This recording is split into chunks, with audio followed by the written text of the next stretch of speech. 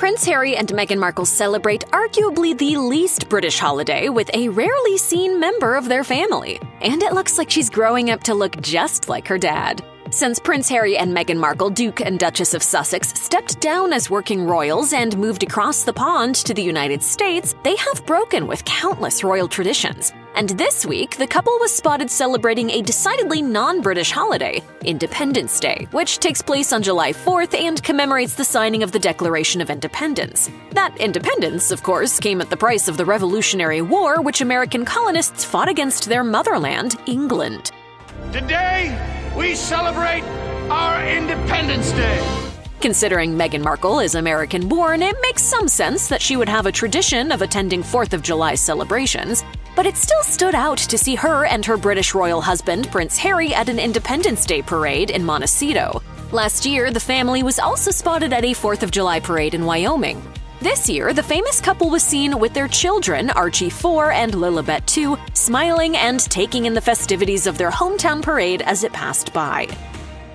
I just want them to be happy. Princess Lilibet has rarely been seen out in public with her parents, and royal fans were delighted to catch a glimpse of Harry holding his little girl as they watched the 4th of July parade.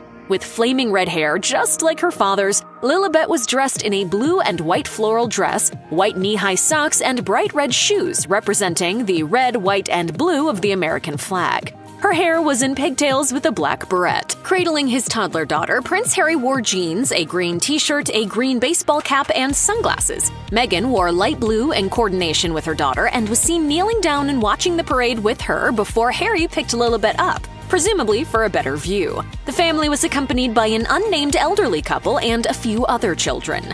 Unlike some of the ceremonies that he and his family once participated in, Harry stood shoulder to shoulder with other parade-goers, making it clear he and his family consider themselves part of their local community.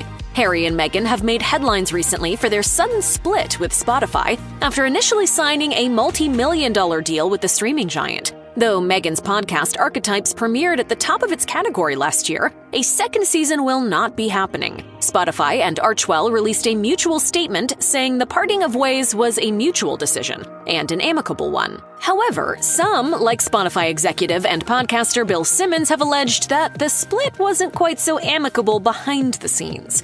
The couple is not likely in any type of dire financial straits, however, as it was also announced last week that their deal with Netflix is going strong. Their docuseries, Harry and Meghan, is still reportedly the platform's most-watched documentary ever, and the partnership between the streaming platform and the royal couple is set to produce and release 3 other upcoming shows: a docuseries about Africa, a docuseries about the Invictus Games, and a retelling of the Dickensian classic Great Expectations, which will be called Bad Manners. While release dates for these shows have not yet been given, they are absolutely coming down the pipeline, according to Netflix, which recently gave a statement on the subject. Speaking to Entertainment Tonight Canada, a spokesperson for Netflix said, "We value our partnership with Archewell Productions. Harry and Meghan was Netflix's biggest documentary ever, and we'll continue to work together on a number of projects, including the upcoming documentary series Heart of Invictus."